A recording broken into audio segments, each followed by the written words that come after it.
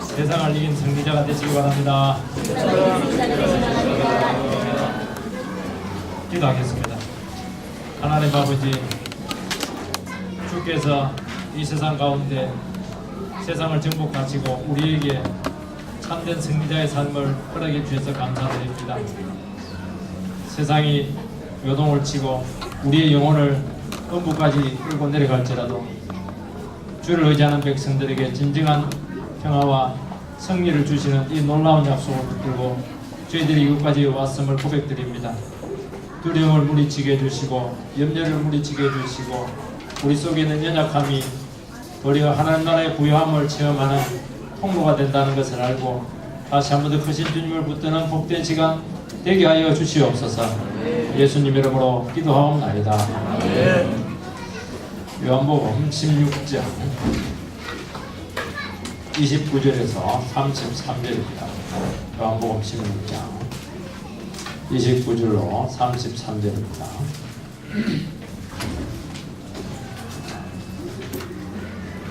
교도하겠습니다. 제자들이 말하되 지금은 밝히 말씀하시고 아무 비유로도 하지 아니하시니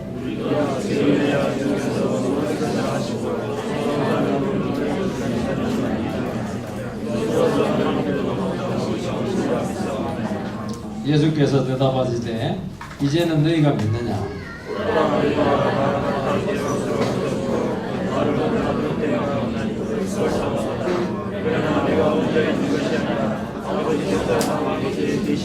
같이 봅시다. 이것을 너희에게 이루는 것은 너희로 내 안에서 평화를 누리게 하려 세상에서는 너희가 평화를 누리라 세상을 누리라.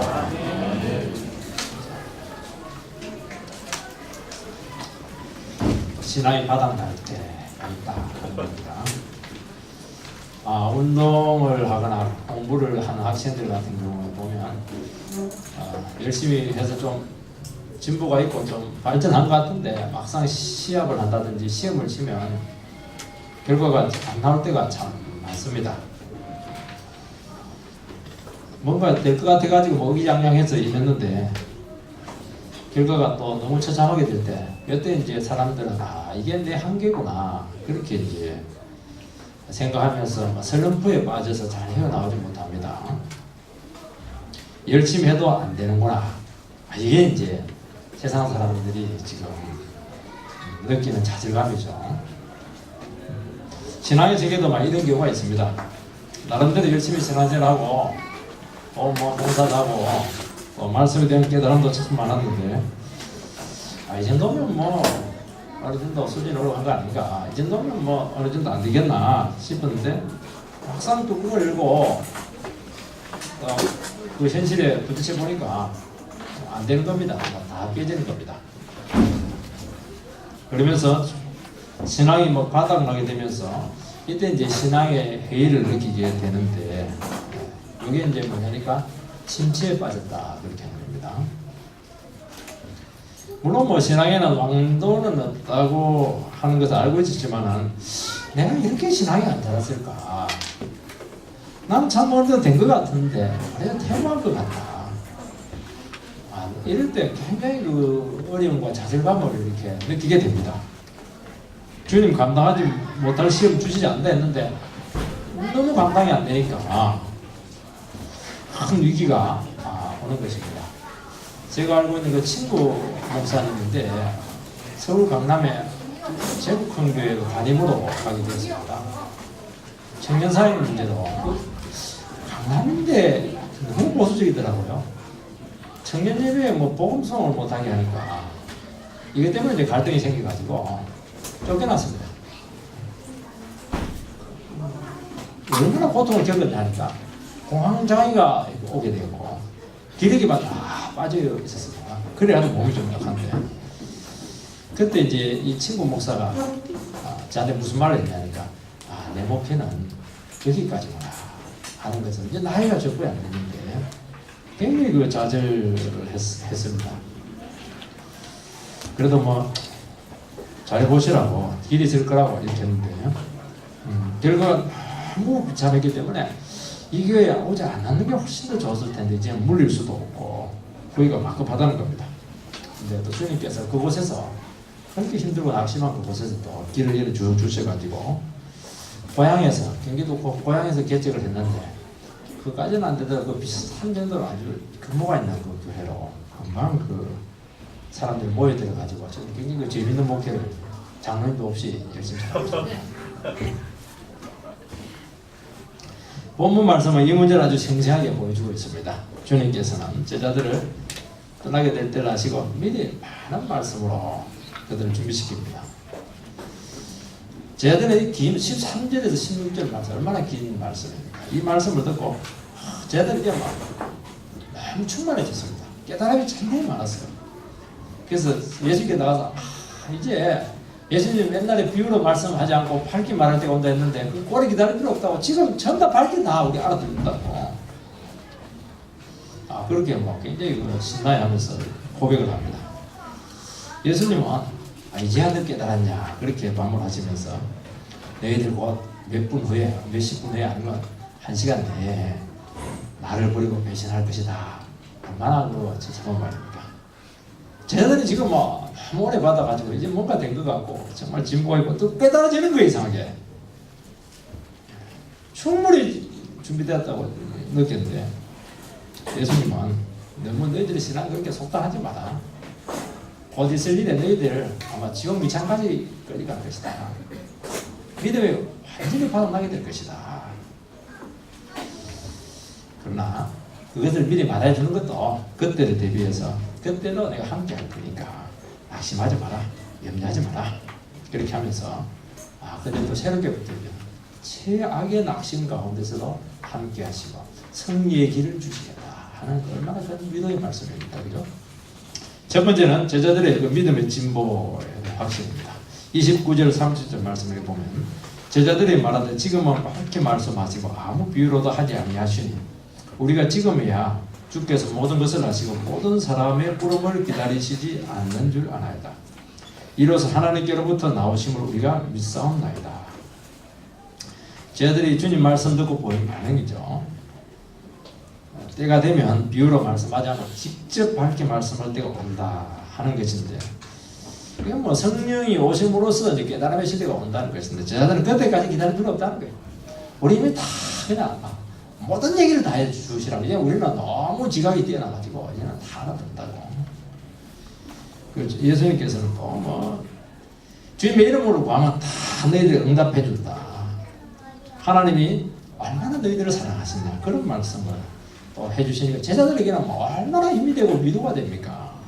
그래서 제자들이 너무 은혜를 많이 받았습니다.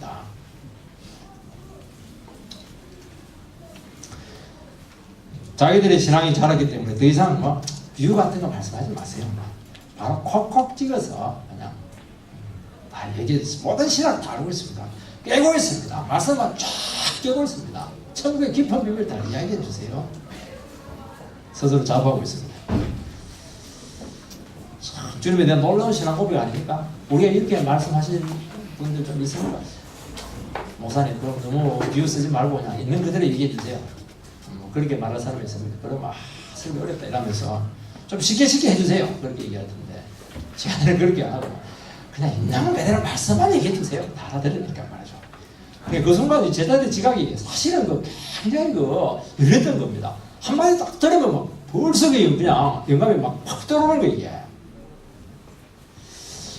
여러분들이요 신앙이 좀 약해도요 힘들고 어려운 가운데서도요 말씀을 힘든 가운데 이렇게 깨달으려고 몸으로 이렇게 하면 어느 순간요 지각이 팍 떠오릅니다.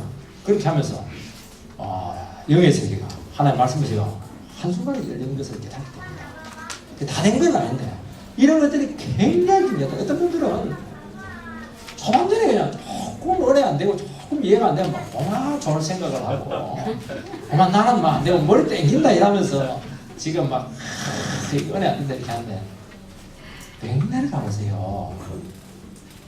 그거 한잔합니다. 그거 열렸다 좁혀졌다 열렸다 좁혀졌다 하면서 조금 커지는 것이지 쏙 이렇게 된 적이 있어요. 이걸 견디지 못해요. 강의 설교는 뭘 해주냐면 강의 설교 이걸 해주는 겁니다. 힘들고 어려운 거 같네. 막 그래도 말씀 이해하려고 막 머리 나쁜데도 막 이해하려고 이렇게 하다 보면요. 그런 순간에 내가 믿으면 그래 안 되는데 내가 생각 이상으로 이게 기강이 확 열리면서 그때부터는 뭐 요약할 필요 없어요. 한 말씀 한 말씀 들으면 전부 다 나한테 이해가 되는 거예요 이게. 그래서 목사님 보고도 당신만 설교하냐? 나도 그 정도 설교할 수 있겠다. 자신감이 생기는데 왜냐니까 너무 잘 깨달아지니까 너무 잘 이해가 되니까 이 경험이 굉장히 중요하다는 여러분들이. 이게 그게 다 된 건 아니에요. 부족하고 또 현실감 또 그냥 침체되고 이렇게 하는데 이걸 자꾸 이거 늘어졌다 줄어들다 늘어졌다 줄어들다 이거 하는 건데 이게 신앙자라는 거예요. 그럼 뭐라고 얘기하냐니까 놀라운 신앙고백을 또 하는데 지금의 주께서 모든 것을 하시고 또 사람의 물음을 기다리지 않는 줄 안다 그렇게 합니다. 주님의 전지하심을 고백하지 않습니까? 인간의 중심과 생각 다 아신다는 것이죠. 주님 나타나야 다 알지 않았습니까? 그를 보자마자 너는 간사하지 않다 그렇게 하고 네가 무화과 나무 아래 있을 때 내가 왔다. 그 은밀한 참 자기만의 인생의 그런 가장 소중한 그 순간까지 주님께 다 알고 있다는 겁니다. 그렇게 하니까 이제 나타나는 당신은 이스라엘의 임금이다. 그렇게 신앙 고백을 하는 것이죠. 우리 신앙이라고 하는 것은요, 뭐 교리가 안 되고 뭐 신학이 어떻게 그거가 안 됩니다. 그건 안 되고 정말 하나님이 나를 알고 있고 나를 인격적으로 이렇게 인지하고 있을 뿐만 아니라 찾아오시고 만나 주셔야 되거든요. 여기서 신앙 고백이 나오는 것이지 가르쳐 쫓아내가고 되는 것은 아닙니다. 그때 어떻게 하냐면 그때 고백이 나와요. 나를 이렇게까지 아시고 나를 사랑하시고 나를 붙들고 계시구나. 이게 뭐냐니까 여기서 뭐냐니까 쟤네들이 이걸 하는데 우리는 이렇게까지 이런 말씀을 하시는 거 보니까 우리는 이런 깊은 것까지 다 알고 예상하지 우리 미처 그까지 생각도 못했는데 그까지 대비하시고 여기까지 해주시다니 그렇게 하면서 이 고백이 막 나오는 거예요 지금. 그러면 이 학원의 명강사는 어떤 분이냐면 자기 가르치고 싶은 가르치는 게 아닙니다. 원생들이 의문을 가질 만한 것을 전부 다 미리 예측을 해서 일체의 의심이나 의문을 가지지 않도록 충분히 다루어주죠. 명설교는 뭐냐? 명설교도 마찬가지입니다. 하나님 말씀이 이런 뜻이다. 저것들 이럴 수도 있고 저럴 수도 있고 그렇게 하면 이제 설교를 이건 하나님 말씀이다. 이런 것들을 충분한 근거를 가지고 검증을 해주게 될 때 할 말이 없어야 돼요. 성도들이 어떻게 당신 그런 말이야? 나는 이런 생각이 돼. 이러면 설교 틀린 거거든요.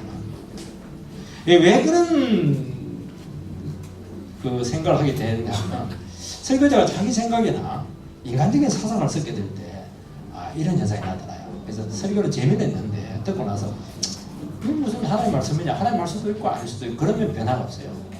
안 되는 거예요. 그렇게 하면 절대로 안 돼요. 이건 하나님 말씀이다.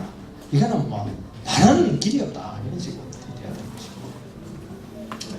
저희들은 주님이 떠나게 될 때 일어날 수 있는 모든 상황들을 다 밝혀내셨고 그들이 예상하지 못한까지 거론하면서 대비케 하심을 통해서 참 당신은 하나님 아버지께로부터 오신 분이다. 이런 고백을 하고 있습니다.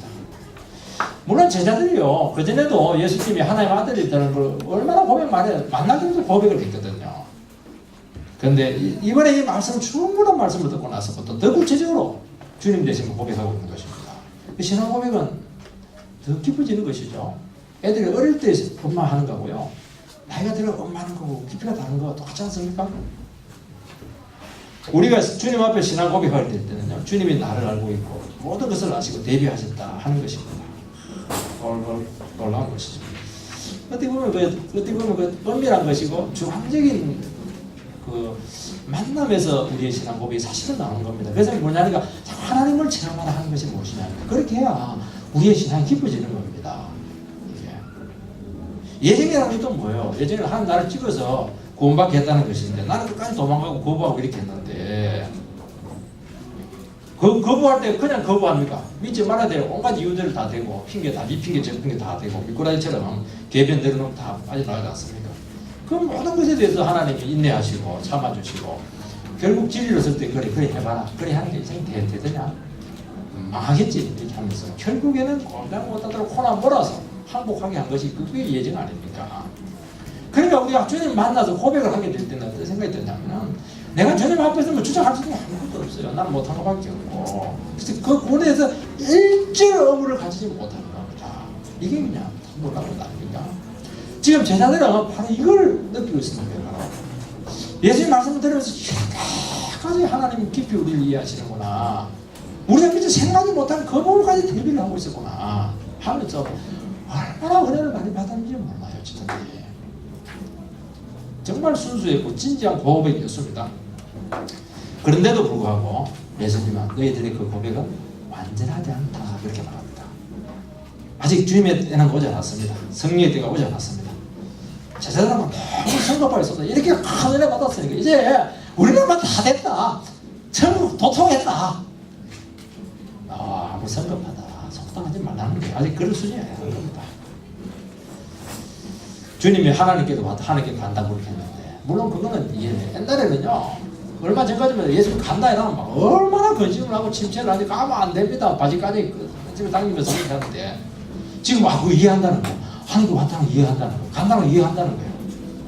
믿음으로 수용하는 겁니다. 얼마나 진보가 됐습니까? 큰 진보고 결단이죠. 그런데 왔다가 가는 이유 의미에 대해서 전혀 몰라요. 십자가 부활 뭐 성경 아무것도 모릅니다. 근데 뭐 너희들 다 안다고 그렇게 하냐.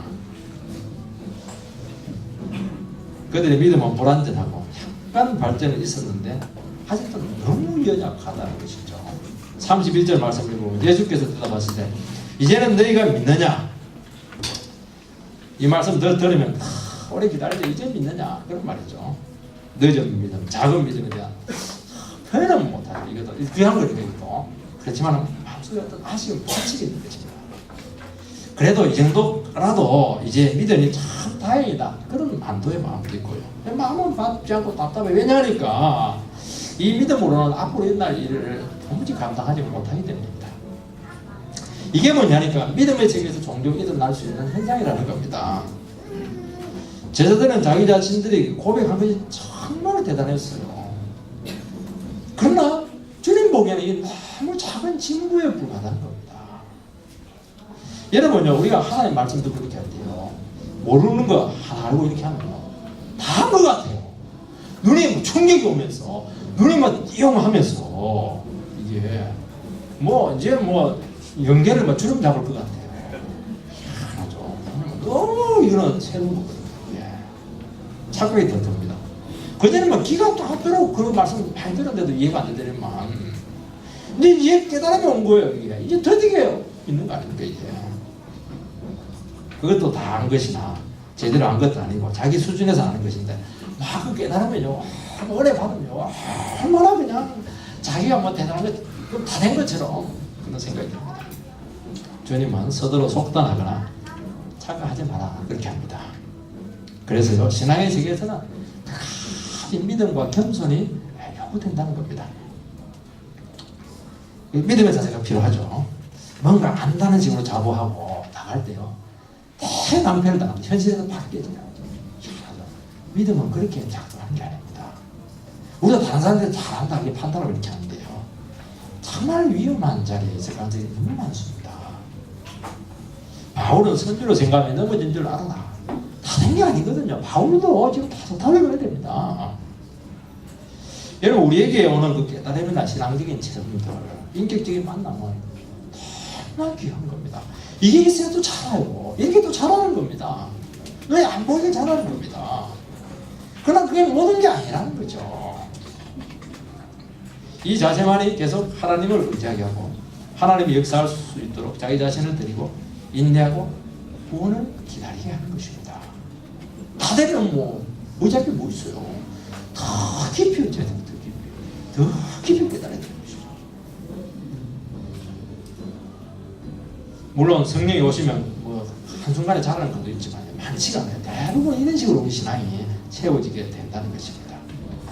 주님은 이 신앙도 너무 귀하다고 인정을 해주고 있습니다. 전부는 아니지만 말이죠. 우리는요 자기 자신도 자기를 모를 때가 참 많지 않습니까? 다른 사람들에서는 더 잘 모르죠. 근데 어떤 분들은 너무 잘 안다는 식으로 이렇게 말을 하는데 그때 보면 아 이 사람 성급하구나 뭘 잘 모르고 있네 그렇게 말하게 됩니다. 저도 목회자고 이렇게 하다 보니까 성도들부터 오해를 받을 때가 좀 있습니다. 제가 얼굴이 이렇게 뒤집어 이렇게 하면 얼굴이 좀 나타나요. 이게 목회자는 노래해가지고 나타나지 않아야 되는데 부부싸움 해도 막 이렇게 얼컥하고 뭘 이게 인자하고 이래야 되는데 그걸 뭐 동심 얼굴처럼 이렇게 하고 이게 그 오해하시는 분들이 지금 좀 덜한데 옛날에 참 심했던 것 같습니다. 목사님 나를 미워하는가 봐. 목사님은 저 사람도 웃더니만 나는 막 우울증 걸리다 차별하네. 그래서 그런 말을 들을 때마다 아직도 내가 참 부족하구나 하는 것을 알고 어떻게 하든지 밝게 이렇게 하려고 참 노력을 많이 하고 있어요. 이 정도 온 게 얼마나 제가 피 터지는 노력인지 몰라요. 서울에서 어떤 자매님은 간접적으로 저에 대해서 힘들어하는 고백을 했습니다. 이 자매는 인공유산을 했습니다. 목사님이 이것을 알고 자기를 정죄하고 있다 그렇게 하면서 그 정보로 자기를 바라보는 분이 예사롭지 않더라 하는 것이죠. 자기 기심 아닙니까? 스스로 양심의 가책을 느낀 것인데 본인은 막 도리어 제 그 인상을 더 고통을 받았대요. 왜냐면 목사님이 위험하니까. 저는 이런 부분도 믿음으로 잘 극복했으면 싶었는데 어쩔 수 없었고 막 오해를 제가 풀어줬습니다. 어떻게 할 수가 없죠. 저 때문에 걸려 넘어지면 안 되니까. 여러분 신앙의 세계는 우리가 주님이 아닌 이상 끝까지 주님의 역사하심과 깨닫게 하전에 맡겨야 됩니다. 미리 속단하고 이럴 것이다 확신 가지고 밀어붙일 때 반드시 큰 낭패를 보게 되고 서로를 힘들게 할 때가 참 많습니다. 몇 가지 깨달은 그 증거 가지고 자기 주관적인 말씀의 해석을 믿는 것이 되게 위험할 수 있는 거예요. 사람에 대해서 판단하지 마시기 바랍니다. 지금 형편없이 보이는 분들도요. 정말 저 사람이 인간 되겠나 이렇게 인간이 아니야. 얼마나 나중에 목회한다고 신학한다고 추천서 써달라고 그렇게 합니다. 사람은요 정말 우리 생각과 달라요. 그래서 저는요 선입견 이런 거 사람 보는 이거 제 자신 안 믿습니다. 주님 앞에 붙들리면 얼마든지 저분이 고개 해줄 수 있다는 걸 알기 때문에 늘 좀 그렇게 하니까요 훨씬 더 좋아요. 믿음으로 그 사람에 대해서 바라보니까 소망이 생기잖아, 그죠? 판단을 내려버리니까 이 사람에 대해서 마음으로 이제 그런 건 아니지만 참 이렇게 가로막히 될 가능성이 굉장히 많거든요. 그걸 참 주님 앞에서 깨끗하지 못한, 정직하지 못한 자체라고 생각합니다. 교회나 신앙생활에서도 할수만 했으면 말하는 것을 참으시기 바라고 절제하라는 이유가 바로 여기 있습니다. 대개는 말해놓고 이만 확신한다 이런 막 증거가 한두 가지가 아니다 말을 해놓고 보면요 그것도 아니에요. 해놓고 나서 두고 후회합니다. 여러분 우리의 뇌는 말을 통해서 통제를 많이 받는다고 합니다. 한 80% 이상 정도 영향을 크게 받는다고 해요. 그 임상실험 결과가 나온 거예요. 심리학적으로. 그러니까 우리가 뒤집어서 이야기하면 말만 잘 절제하고 미리 성급하게 결론만 내리지 않아도요 우리의 신앙이 얼마나 자유로울 수 있고 풍성할 수 있고 주님의 역사를 막 풍성하게 경험할 수 있습니다. 주님이 우리 생활처럼 움직이신 거예요. 어떻게 우리 생활처럼 움직여요? 주님이 우리 생각을 너무 초월하거든요. 그 순간 주님의 인도하심을 붙들고 믿음으로 따라갈 생각을 해야 되는 것이지 자기가 주님 믿을 것이다. 이거는 벌써 오버페이스를 하는 것입니다. 크게 넘어지는 것입니다. 그래서요 신앙의 깨달음이 위험할 수 있는 것입니다. 그러니까 이때 이런 오버페이스를 가서 많기 때문에 그렇게 하는 거거든요. 이때는 더 많이 기도가 필요하고 더 큰 믿음이 요구된다는 겁니다. 깨달음 줬다는 것은 앞으로의 일에 대해서 한 번 더 준비할 수 있는 거리를 주신 거예요. 그러면 앞에 뭐 큰 대비해야 될 사건이 있다는 걸 이야기하는 겁니다. 그걸 대비하고 하나님께서 왜 이런 깨달음을 주었을까? 나에게 무슨 그런 지금 일이 있을까? 이런 식으로 문제를 풀어나가야 되는 것이지. 다 됐다. 이제 뭐 경기 올랐다. 이거는 정말 넘어지기 1번지라는 것이죠. 여러분 다른 사람을 잘 이해해주고 사랑의 정신으로 대하라 그렇게 하지 않습니까? 이게 되려면요 자기 생각이나 상태에서 벗어나서 주님 앞에서 우리 자신들을 바로 세울 때 이게 가능합니다. 이런 증거나 고백은 참 다른 영혼을 붙들어주고 힘있게 하지 않습니까? 주님이 함께 하십니다. 참 귀한 말, 믿음의 말 아닙니까? 사랑의 말, 이런 것들은 귀한 거예요. 이거는 판단이 아니거든요. 이거는 회복을 위한 기도거든요. 그래서 이런 베드로가 마치 주님을 책임질 수 있는 것처럼 큰 소리 빡빡 칩니다. 3번이나 부인할 것을 부인하는 것을 보면서 참 인간의 열정들, 성급한 고백들 이런 것들이 얼마나 여자 기질 수 있는지 상황이 바뀌니까 돌이면 3번 배반을 합니다. 주님 저주까지 해요. 말을 안 하고 배반 안 하고 저주 안 하는 게 낫지. 주님 부인하는 자리가 나가지 않습니까? 참 놀라워요. 말 안 해서는 도망갈 때는 좀 쪽팔리기도 하고 좀 미안하기도 하고 그렇게 하지만 또 그 순간 하나님 지혜를 체험하네. 하나님 이거까지 하시고 미리 대비하셨구나. 스가랴 13장 말씀을 가지고 그렇게 하면 그 눈물 흘리면서 더 하나님의 권능을 체험할 텐데 그냥 자기가 미리 얘기하는 거야. 그 말에 사로잡혀가지고 하나님은 아무 생각도 안 나고 그럼 자기 말에 충실한 거예요. 완전히 박살이 나지 않습니까? 너무 다른 거 아니야? 너무 다르잖아요. 이게. 그래서 기분이 안 좋더라도 주님 말씀을 듣고 기도하고 역사하실 것을 끝까지 믿고 인도 받으면 멋진 승리자가 될 수 있다 하는 것입니다. 두 번째는 믿음이 바닥날 때 올 것을 미리 예언하고 있습니다. 32절 말씀을 읽어보겠습니다. 보라 너희가 다 각각 제 곳으로 흩어지고 나를 혼자 둘 때가 오나니 벌써 왔도다. 그러나 내가 혼자 있는 것이 아니라 아버지께서 나와 함께 계시느니라. 주님은 확신에 차 있는 제자들에게 단 몇 시간 아니면 1시간 내에 일어날 엄청난 일을 미리 말씀하고 있습니다. 제자들은 이 말씀을 안 받아들입니다. 예수님 버리고 도망간다 이 말 안 받아들입니다. 그러나 주님은 이제 임박했다. 몇 분 안 남았다는 겁니다. 몇 분. 제자들은 살기 위해서 도망가게 된다는 것이죠. 그때 주님은 참 놀라운 말씀을 합니다. 너희들이 나를 버리고 도망가지 말고 실제로 나는 혼자가 아니고 아버지께서 그때 함께 하신다. 이런 말씀 아닙니까? 주님은 모든 사랑하는 사람이 버리고 떠나고 심지어 인간들의 탐욕과 시기심으로 모든 인류에게 버림받으셔서 십자가형을 당했지만 그때도 나는 혼자가 아니고 아버지께서 나와 함께 하신다는 것을 고백하고 있습니다. 엘리 엘리 라마 사마다니 아버지 나를 어찌하여 버리시나이까. 아버지 버렸잖아요. 이건 아버지의 일시적인 외면이라는 것입니다. 그 마지막에 뭐라고 합니까? 내 영혼을 아버지께 부탁하나이다. 마지막 목숨을 거두실 때 아버지께 자기 영혼을 맡기는 것입니다. 하나님 함께 하심을 믿었기 때문이죠. 여러분 사람들은 언제 자기를 알게 되는가 하면 내가 혼자다 하는 것을 깨닫게 되면서 인간이 어떤 존재인가 하는 것을 그때부터 알게 되고 작동을 하기 시작합니다. 인간은 혼자 와서 혼자 가야 되는 존재다 하는 것이죠. 철저히 개인주의입니다. 청소년이 되면요 자녀들이 자기가 혼자다 하는 것을 인식을 하게 되면서 인생에 대해서 막 고민을 하기 시작하고 미래에 대해서 심각하게 생각하게 되고 결국에는 내 인생은 내가 책임져야 되는 거 이게 뭐예요? 철드는 거 아닙니까? 부모도 나를 지켜줄 수 없고 언젠가는 떠나게 된다. 참 이런 인식이요 청소년 때 막 오는 겁니다. 그래서 공부를 열심히 하는 애들이 많고 그것도 모르는 영원히 철안 들고 망나니처럼 사는 자식도 있지만 대부분 이런 과정을 거치면서 인간이 되어가는 겁니다. 이번에 우리 장인상 부부 모 집사님이 너무 열심히 사시다가 달팽이관 이상으로 토하고 정신 달팽이관 이 균형 감각이 없어지는 거 아닙니까? 어지러지하면서 막 쓰러지고 이렇게 입원해 있길래 찾아갔습니다. 어지러지하게 가서 붙어줘야 되니까 눈에 검은 안대를 딱 하고 있더라고요. 비는 게 없네 이렇게 좀.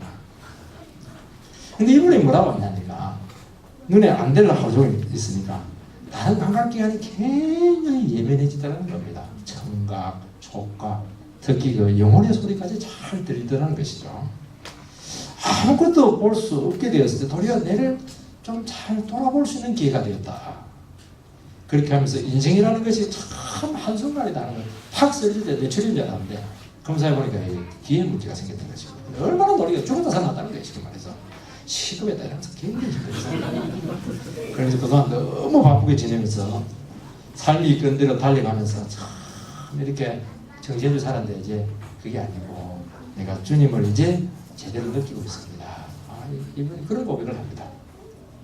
인간은 원래 홀로 만들어졌습니다. 사랑하는 가족이 있고 아끼는 가까운 분들이 있지만 결국 혼자다는 것을 느껴야 됩니다. 주님은 그렇게 만들었어요. 원래 만들 때 동물들은 짝으로 만들었지만 인간은 하나하나 만들지 않았습니까? 사랑하는 나라도 함께 할 수 없는 부분이 있습니다. 가정에서도 외로워요. 요즘은 현대인의 문제는 뭐니까 군중 가운데 외로움을 느낀다고 하지 않습니까? 나눌 사람이 없어요. 소외돼요. 소외. 이 말은 뭐냐면 인간은 하나님이 함께 하지 않으면 안 되는 존재다 하는 것을 매일 믿도록 하기 위해서 그렇게 하는 것입니다. 우리들이 눈에 보이는 것을 잃어버리거나 내려놓아야 할 때, 아니면 사람들로부터 소외를 당하거나 배척을 받을 때 참 얼마나 비참한 자리에 있겠습니까? 그러나 이런 경험을 통해서 자기 자신의 존재를 깨닫게 되고 그곳에서 하나님의 함께 하심을 제대로 그때 체험을 할 수 있게 된다는 것입니다. 우리는 살아가면서요, 잘 되니까 눈에 보이는 것들이 다 갖춰져 있으니까 그 허상들인데 그게 전부 다 그냥 하나님의 자리를 다 가리워놨습니다. 그래서 그런 자들은 고독에 대해서 익숙해야 되고, 어찌 보면 이 고독한 혼자만의 시간을 사랑해야 되고, 그때 하나님을 깊이 만날 수 있는 기회, 이 기회를 잘 어떻게 보면 우리 인생에서 제일 중요한 인생의 진보와 기회는 바로 고독의 자리입니다. 이게 불광일지로 와도 되고요, 자기 스스로 만들어도 돼요. 정말 위대한 자고 밀턴의 신랑 같은 경우는 다 쫓겨나고 귀한 거 가지고 그 신랑을 진짜 명작, 지금도 명작 아닙니까? 너무너무 하나님과 깊은 교제 가운데서 이 작품이 나온 것이죠. 주님께서 제자들에게 이 말씀을 하시는 이유는 제자들의 인간적인 생각을 교정해 주시기 위해서입니다. 제자들은 주님 버리고 자기 살기 위해서 도망가고 나서 무슨 생각했습니까? 죄책감에 시달리죠. 위기 속에서 정말 베드로만 대표로 얘기해서 자기들 똑같은 마음이었거든요. 우리 절대 배신 안 드리는데 지켜주지 못한 그 자기들의 그 연약한 모습, 배신감들, 얼마나 자기 자신들을 그 숨어 있으면서 기도하고 영성을 키워야 되는데 자책을 할 게 분명하거든요. 그걸 또 자멸하는 것입니다. 그러나 주님은 그것이 아니고 그 순간에도 나는 하나님과 함께하기 때문에 내 걱정하지 말라는 겁니다. 너희들이 염려해라. 너희들 신앙 잘 지켜. 너희들은 위험하다는 거예요. 나는 내 길 가지고 너희들 아무것도 모르고 천지를 모르고 그냥 감당이 안 돼서 이렇게 뛰고 저렇게 뛰다가 망할 거 아니냐는 겁니다. 여러분, 우리들은 인간적인 연약감 때문에 다른 사람에게 인간적으로 해서는 안 되는 고통을 주고받을 때가 있습니다. 물론 사랑하고 아끼지만 결정적인 순간에 자기 자신이 살기 위해서 사랑하는 사람들, 참 가까운 그 동료를 불이익을 주기도 하고 성질에서 막 누락되게 하기도 하고 마음을 아플 때 정말 죄인된 심정으로 살아갈 때가 많습니다. 내가 이거밖에 안 되나, 내한 사랑이 없다, 이렇게 하면서 말이죠. 이때 어떻게 되냐, 또다시 그 상황에서도 하나님이 함께 하심을 고백해야 된다는 겁니다. 그 영혼 속에 하나님이 특별히 함께 하심을 믿음으로 고백하는 자세가 참, 그래야 그 사람도 살고 나도 지킬 수 있다는 겁니다. 다 잘한다고 하는 거 아닙니까? 인간에게 연약했기 때문에 그 순간 자기가 살려고 하다 보니까 어쩔 수 없이 섭리적으로 미안한 행위를 했고 해서는 안 되는 그런 행위를 했고 또 주고받을 수 있는 거예요. 그 상황도 주님 손에 맡겨야 한다는 겁니다. 당한 쪽에서도요, 절치부심하죠. 이 사람이 나를 이렇게 생각해. 마음에 이렇게 담아두지 말라는 것입니다. 다 잘한다고 한 것이고 어쩔 수 없이 인간이기 때문에 인정하고 주님의 맡길 때 각자에게 주님만 깊이 임재해서 지켜주시고 그 삶을 새롭게 인도한다는 거예요. 그 모든 아픔을 아름답게 만드신다는 겁니다. 나중에 보면요, 주님이 우리 모두에게, 정말 모두에게 가장 선한 길로 이끄심을 알게 되면서 영광을 돌리게 되는 것입니다. 그래서 여러분들이 고의적으로 물론 해서는 안 되겠지만 인간의 한계 때문에 나오는 그 여러 가지 불행한 상황들에 대해서 주님의 섭리의 영역이라는 것을 알아야 됩니다. 이것은 인간은 어쩔 수 없는 거예요. 인간은 어쩔 수 삶에서 어쩔 수 없는 겁니다. 이건 이해로 되는 것이 아니고 맡김으로 되는 거예요. 맡김으로. 그 상황을 맡겨야 됩니다. 아쉬움이 너무 많지만 주님은 반드시 그곳에서 함께 하셔서 생명의 역사로 임한다는 겁니다. 예전부터 얼마나 놀라운 일들이 일어났어요. 제자들이 그 상황을 통해서 얼마나 많은 믿음의 진보가 비교할 수 없는 대로 진보가 나타나지 않았습니까? 33절 말씀을 읽고, 이것을 너희에게 이르는 것은 너희로 내 안에서 평안을 누리게 하려 합니다. 세상에서는 너희가 환난을 당하나 담대하라. 내가 세상을 이기하노라. 주님은 가슴 아픈 상황, 믿음이 바닥난 상황에 대해서 미리 말씀해 주시는 것은 그들 하여금 주님 안에서 평안을 누리도록 하기 위해서다 말씀하고 있습니다. 주님 안에서 평안을 누리게 된다는 것은 주님이 이 모든 상황을 짚고 계시다는 것을 알기 때문입니다. 우리의 믿음이 바닥납니다. 모든 것이 실패로 돌아갔습니다. 우리는 끝났습니다. 주님은 끝나지 않았습니다. 그때부터 본격적인 개입과 역사가 일어나는 위대한 순간의 시발점이라는 겁니다. 얼마나 소망이 돼요. 나는 끝났는데 주님이 이것을 통해서 이제 시작한다는 거죠. 위대한 일을 시작한다니까. 왜냐하면 이 순간까지 안 가면 주님이 시작을 해도 안 따라오거든요. 그렇지 않은 힘들다고 해서 낙마하지 않아야 됩니다. 소망이 끊어지고 인생이 묻어나고 다시는 미래가 없다는 것을 알게 되는데 진실로 절망이 됩니다. 이 순간 세상은 어떻게 하냐? 세상이 전부니까 대책이 없어요. 피할 데가 없어요. 미치든지 자살하든지 둘 중에 하나밖에 없습니다. 근데 성도는 이때 할 수 없는 평안이 우리 안에서 역사하게 되는데 이 평안은 주님의 말씀과 함께 우리에게 찾아오는 것입니다. 주님이 이미 수많은 말씀으로 깨닫게 그 말씀을 하셨기 때문에 그때 되면 말씀이 생각나면서 너무 많은 깨달음들이 우리에게 오게 되면서 미처 내가 지금까지 생각하지 못했던 그런 놀라운 계획들과 그런 세계로 우리 삶이 초점되는 것을 알게 되면서 진정한 평안을 여기서 얻게 됩니다. 내가 추구했던 이 삶이 이거는 정말 불안정한 것이구나. 한계를 가진 것이구나. 주님이 내 삶을 이렇게 위대한 삶으로 인도하려고 하는구나. 그렇게 하면서 얼마나 삶에 대해서 든든해질지 모르는 것이죠. 사람의 평안은 항상 예측 가능한 범위 안에 있을 때 유지할 수 있습니다. 근데 한계를 벗어나고 원치 않는 실패의 상황이 진행될 때 모든 평안을 다 잃게 됩니다. 이때 우리를 붙들어 주는 오직 하나가 있습니다. 주님이 우리를 놓지 않고 붙들고 있다. 그 호흡밖에 없고 그것을 지키며 평안으로 인도하는 것입니다. 영원한 운명을 만나지 않았습니까? 죄와 죽음도 우리를 멸망으로 끌고 가지 못합니다. 얼마나 위대한 평안이에요. 이 세상이 끝이니까 세상이 끝나는 것입니다. 죽으면 끝나는 거예요. 실패하면 끝나는 겁니다. 우리는 이 세상에 실패하면 영원한 세계를 각오한 거예요. 그게 진짜 그게 세계 아닌가요? 도리어 눈에 보는 것 때문에 진짜 세상을 잃어버리고 살았는데 주님이 그냥 이렇게 눈에 보는 거 다 잃어버리니까 하나님 나라가 너무 가까이 있는 겁니다. 그 나라가 진짜 나라고 그 나라가 부유한 거 아니에요? 그게 더 우리 든든히 잡아주는 거 아닙니까? 지금까지 세상 거 가지면 돈 가진다고 해서 든든해지는 게 아닙니다. 그거. 주님께서 내가 세상을 이겼노라. 너희들 이긴다는 것입니다.